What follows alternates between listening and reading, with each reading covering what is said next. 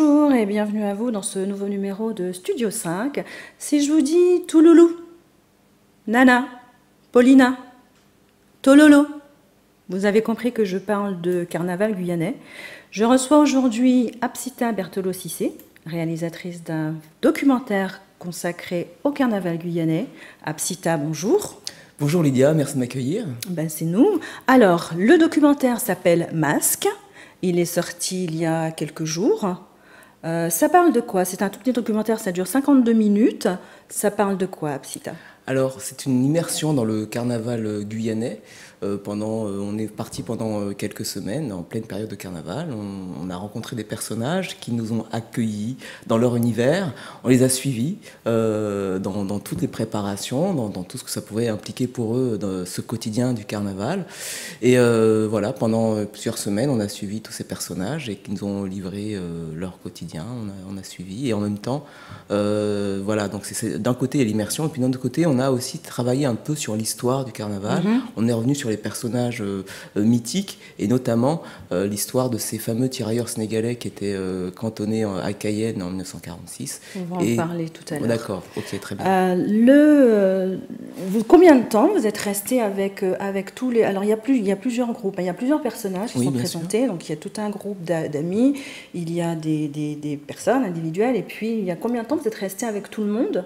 Alors, ce qu'on a commencé à faire, c'est une approche qui nous semble vraiment importante, c'est créer des liens avec les personnages. Donc, on est resté à peu près 2 mois. Pendant le premier mois, on a été avec eux, on les a fréquentés, on a essayé de comprendre un petit peu leur univers et surtout valider leur désir de participer au projet. Ouais. Donc, une fois que ce lien a été établi, c'est parti, on les a filmés à peu près donc pendant plusieurs soirées, le temps de comprendre un peu ce qui se passait, en journée, quand ils préparaient leur costume, que ce soit donc par exemple le personnage de Tony Riga, on a été le voir dans son atelier, on a assisté à la fabrication, au brief qu'il faisait sur ses costumes et sur la vision qu'il avait de ses défilés, et puis évidemment on les a filmés pendant l'action, pendant les défilés ou pendant les balles, pour ce qui concerne les personnages relatifs aux balles. Alors je crois que le carnaval de Guyane est l'un des plus longs. Oui. Donc ça dure 2 mois. Ça peut durer 2 mois. 3 mois. Ça peut aller jusqu'à 3 mois. Voilà. Donc pendant tous ces 3 mois, donc donc 3 mois, alors avec des congés maladie, j'ai cru comprendre aussi. Oui, ça c'était une boutade, pas non plus. Mais alors pendant donc tous ces 3 mois, comment ça se passe? Donc alors par exemple pour le groupe AO. Oui. Il y a le groupe AO dans le film, dans le documentaire, pardon. Donc on les suit le matin, donc ça ne s'arrête jamais en fait. Alors voilà, on peut dire que du vendredi au lundi, mais bon, des fois il y a des petites fêtes aussi dès le jeudi, on va dire, donc ça peut être jeudi, vendredi, samedi, dimanche, et parfois lundi quand il y a certaines festivités, les gens le soir vont en bal masqué ou en soirée carnaval, parce qu'il n'y a pas forcément que des bals masqués, et dans la journée, ils vont en défilé. Donc ça veut dire que effectivement, ça fait des petites nuits et des petites siestes pour récupérer, c'est pas toujours évident. Mais c'est vrai qu'il y en a qui, le reste de la semaine, ils sont extrêmement sérieux à leur travail et puis on sent petit à petit, dès que le week-end s'approche, on sent un déchaînement. Voilà, exactement. Qu'est-ce que je voulais dire? Donc le groupe, c'est un groupe qui le reste de l'année, ils ne sont pas forcément ensemble. Alors, on leur a posé la question, le reste de l'année, ils travaillent, ils ont leur vie personnelle et familiale, donc c'est vrai qu'ils ne peuvent pas se voir tous les week-ends, comme là, c'est très très intense en période de carnaval. Ils nous disaient que voilà, à l'occasion des fêtes de Pâques, à Noël, enfin dans les grandes fêtes possibles, ils font des petites réunions entre eux, mais il n'est pas question de carnaval. C'est vraiment cette période-là qui est précisément au moment du carnaval. Dans le reste de l'année, ils sont devenus amis, donc ils se fréquentent, mais ils ne font pas forcément la fête tous les samedis soirs. On va voir, je pense, la bande-annonce du film, et puis on continue à en parler un petit peu toutes les deux. Donc le film s'appelle, je le rappelle, Masque.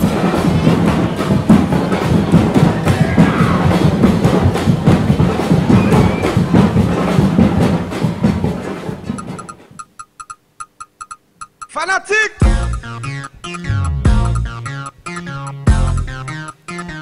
Azok qui fait.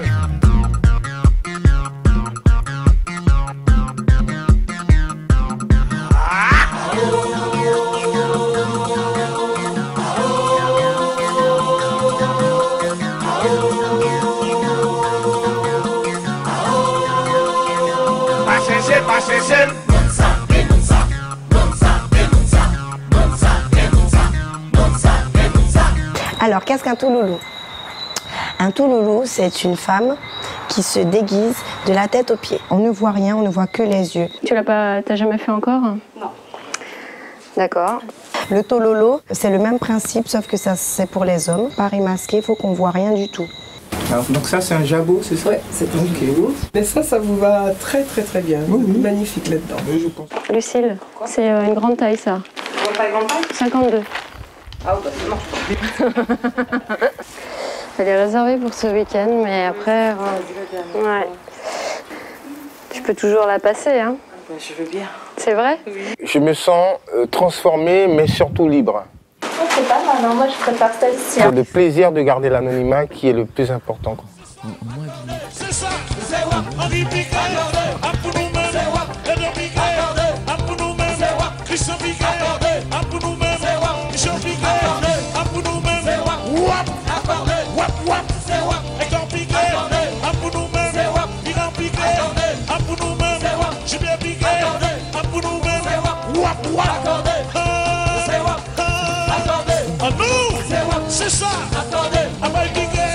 Si le mari avec sa femme était chez Nana, il peut demander le divorce. On ne te fait pas divorcer, c'est le mari, mais c'est contre la femme, oui.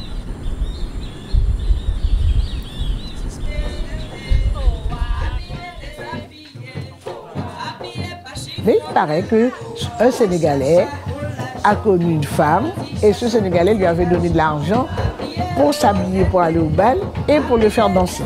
Jamais Pièce Touloulou pas fait danser. À un moment donné, il a vu une grande femme, enfin un peu l'image de la personne qui lui avait donné l'argent. Alors qu'est-ce qu'il a fait? Il s'est approché et il a soulevé la bavette. Ça a fait une guerre pendant 4 jours. Si je devais donner une définition du touloulou, ça serait une danseuse qui n'a pas de couleur, qui n'a pas de religion, qui n'appartient qu'à elle-même le temps d'un soir.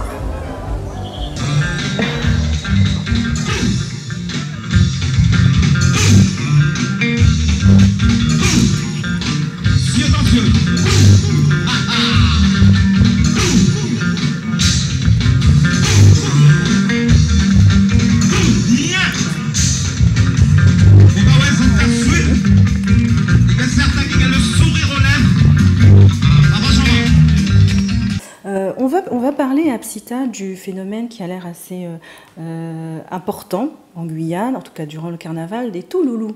Oui. Alors, les touloulous, en quoi ça consiste exactement? Alors, il y a tout un mystère autour de la touloulou. La Guyanaise aura été un jour dans sa vie touloulou, personne ne le saura, on l'aura jamais... C'est un grand mystère autour de ça. Oui, en fait, c'est un mystère. En même temps, comme dit un personnage dans le film, c'est un secret de polichinelle, mais il y a un vrai jeu autour de ça. Le bal masqué, on n'a rien inventé en Guyane. C'est vraiment une tradition qui remonte, je dirais, à la Grèce antique.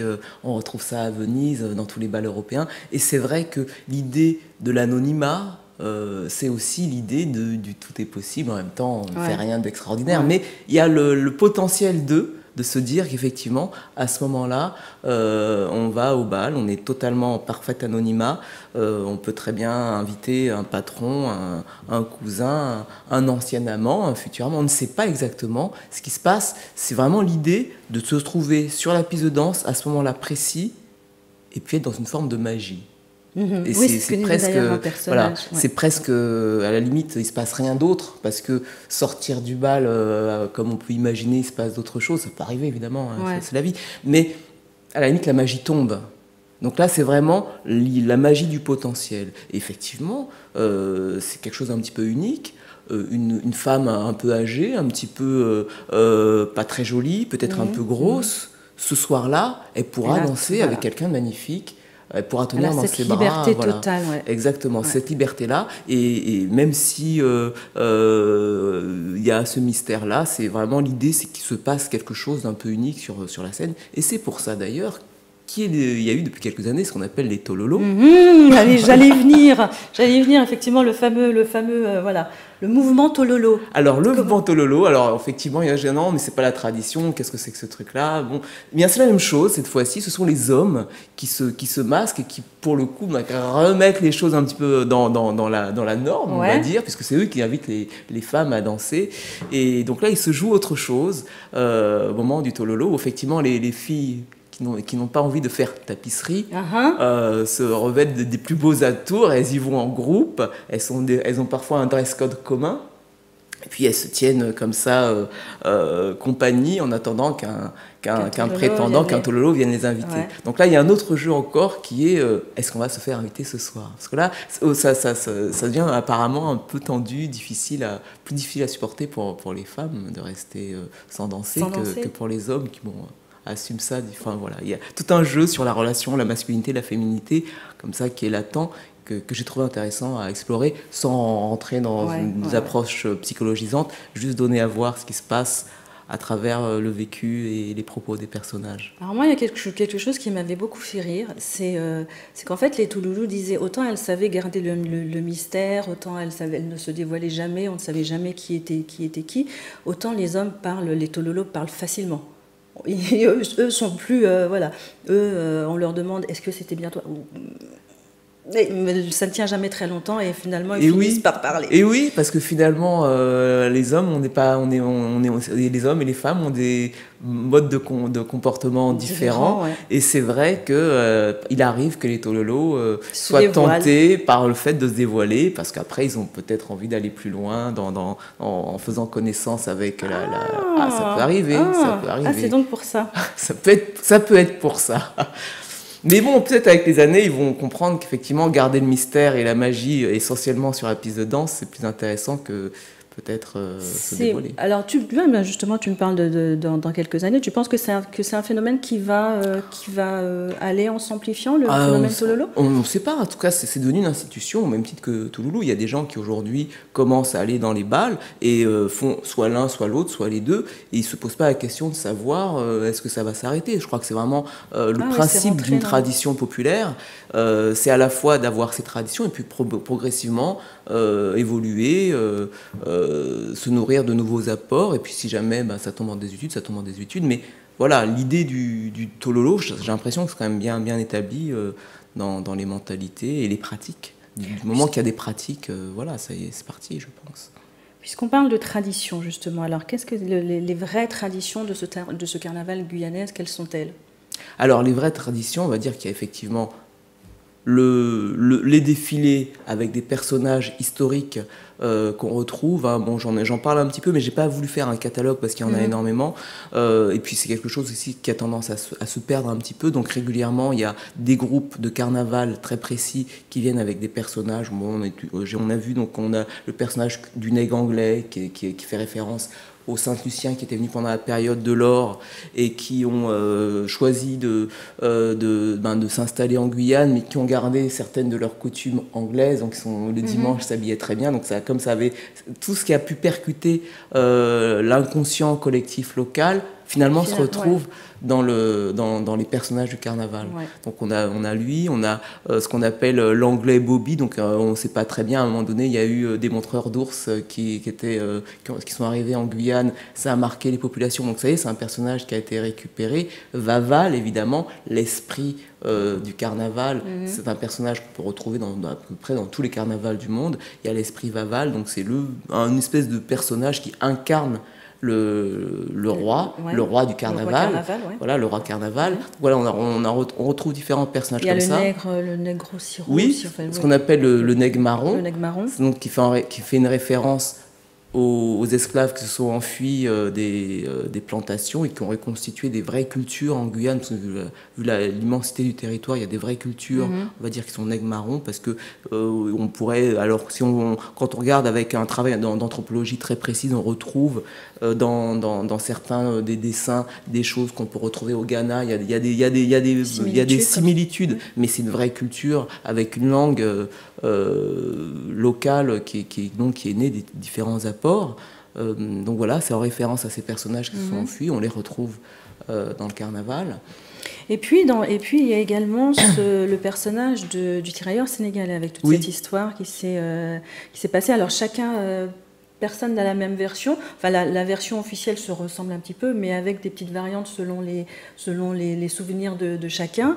Donc, l'histoire de ce personnage de tirailleur sénégalais, qu'est-ce qui s'est passé avec les tirailleurs sénégalais? Alors, voilà, c'était de façon globale. Les tirailleurs sénégalais étaient en Guyane pour maintenir l'ordre, parce qu'il y avait eu quelques temps avant des soucis avec le personnage de Jean Galmo. Donc, il y avait une ambiance un petit peu tendue sur la colonie. Donc, comme partout ailleurs, on envoie des troupes. En l'occurrence, on envoyait des tirailleurs sénégalais qui étaient là, qui devaient maintenir l'ordre. Le quotidien d'un soldat dans un espace, c'est effectivement faire ses exercices de soldat, mais le soir, dans ces espaces de loisirs, il s'agit pour lui de pouvoir sortir, frayer avec la population. Visiblement, ça n'a pas été très évident pour beaucoup de tirailleurs de rencontrer donc des créoles, de créer des liens d'amitié. Il faut dire effectivement que dans la mentalité créole encore, il y avait une sorte de haine du nègre en soi, donc du nègre de l'autre, éventuellement. Enfin, ça fait partie vraiment du travail psychologique lié à l'histoire douloureuse des colonies, de vraiment trouver le moyen de dépasser les a priori culturels pour accepter les différences. Et là, c'était pas encore à l'ordre du jour, on va dire. Et on n'aimait pas beaucoup les tirailleurs parce que c'était plus noir, finalement. En gros, on va dire ça. D'accord. Et donc, à l'occasion d'un bal, un tirailleur, donc comme racontent les différents personnages, a vu une femme qui croyait être une de ses maîtresses, parce que quand même si on n'était pas tellement d'accord, il se passait heureusement des choses dans les secrets d'alcôve, on va dire, entre les hommes et les femmes. Et là, il reconnaît une femme qui pense être sa maîtresse, il arrache le masque et ça a déclenché un tollé et puis une bagarre, et derrière, voilà, c'était la goutte d'eau qui a fait déborder le vase par rapport à de nombreuses occasions de brimades et de tensions entre les deux populations. Effectivement, ça a été un peu catastrophique. D'accord, il s'en est suivi des... Il y a eu des morts, il y a eu des blessés, beaucoup de gens se sont retrouvés comme ça en situation de grande violence. Et donc à l'issue de cette plus on va dire même petite guerre civile, parce qu'ils sont rentrés, ils sont revenus avec des bâtons, des fusils. Alors certains disent avec l'acceptation de leurs supérieurs, d'autres non, qui se sont débarrassés de leurs supérieurs pour faire cette espèce de mutinerie. Bon, une fois que tout ça s'est calmé, on les a envoyés en France, puis après en partance pour le Sénégal, enfin on dit Sénégal, pas forcément le Sénégal d'ailleurs, c'est peut-être le Mali, enfin on dit extérieur sénégalais, mais c'était beaucoup de personnes d'Afrique de l'Ouest en fait, l'Afrique francophone aujourd'hui. D'accord, donc tout ça, vous le retrouvez dans toutes ces explications, tout ça, vous retrouvez ça dans le documentaire Masque. Absita, le documentaire est sorti quand? On peut le voir où? Alors, là, le documentaire, donc, actuellement, donc, on l'a vu donc, à une projection unique la semaine dernière. Il sera aussi visible, alors là c'est sur invitation, donc si les gens veulent y aller, il faut absolument qu'ils me connectent, qu'ils me contactent sur mon Facebook, comme ça je pourrais leur envoyer des invitations. Effectivement, on a un nombre de places limitées, donc ce sera le 30 novembre à la SCAM, avenue Velasquez à Paris. Il y a des difficultés pour la distribution du... Non, on ne peut pas parler de difficultés. C'est vrai que là, on sort un petit peu du cadre de la post-production. Là, on fait un petit peu beaucoup de choses moi-même avec mon producteur, Arnaud Berthelot. C'est la société Terre Rouge. On est un peu artisan. Donc, comme on est déjà en train de bosser sur un autre film, là, la distribution, on est en cours de pourparlers avec des salles, avec des exploitants directement, parce qu'on n'a pas de distributeur, effectivement, on n'en a pas eu. Et éventuellement aussi des diffusions télévision, télé, bien sûr. Oui, il y a une diffusion télé qui est prévue. C'est en cours de discussion. D'accord. Voilà. Donc la prochaine fois qu'on peut voir le film, donc le 30 novembre, donc sur invitation, donc le Facebook d'Absita, c'est Absita Berthelot Cissé, donc on peut la contacter sur Facebook, vous lui envoyez un message, donc sur invitation. Le documentaire vaut vraiment le coup quand on, voilà, quand on s'intéresse à tout ça, quand on s'intéresse aux traditions, quand on s'intéresse même pas forcément au carnaval, qu'il soit guyanais ou autre. C'est vraiment, ça apporte énormément de choses. Moi, j'ai été vraiment emballée par ce documentaire. C'est plein de joie de vivre, c'est plein de, voilà, les personnages sont attachants, et puis vraiment ça donne envie d'aller le voir, ça donne envie de le découvrir, ça donne envie, voilà, il y a le carnaval de Rio, il y a des grands carnavals, mais voilà, il y a aussi le carnaval guyanais avec toutes ces voilà, toutes ces attentions, tout ce que tout le monde, tous les personnages y apportent, voilà, c'est vraiment extrêmement intéressant. Donc vraiment, si vous voulez, le 30 novembre, prenez contact avec Apsita Berthelot-Cissé pour aller voir donc ce documentaire Masque. Je rajouterais éventuellement le fait de se connecter sur ma page et de suivre, enfin il y a une page Facebook du projet, voilà, régulièrement on mettra les informations concernant les diffusions télé, parce que là, bon, comme on doit bientôt être diffusé à la télévision, les sorties VOD, parce qu'il sera aussi disponible en VOD, donc le meilleur moyen d'avoir toutes les informations relatives, c'est d'aller sur la page, de se connecter sur la page et puis de suivre l'actualité. Voilà. En tout cas, Apsita, ce documentaire est très très beau, plein de couleurs, plein de jolis personnages. Vraiment, j'aime beaucoup. J'ai été vraiment emballée. Merci beaucoup. Bah, merci à toi d'avoir répondu à mon invitation, d'être venu jusque-là pour nous présenter ce documentaire qui s'appelle Masque. Et puis bah, alors à vous d'aller le voir. Et puis j'espère qu'on le verra pendant longtemps et qu'il aura une longue vie. Très bien. Voilà. Merci à vous. Merci à Apsita. Merci beaucoup. Et puis à une prochaine fois pour un prochain numéro donc de Studio 5. Au revoir.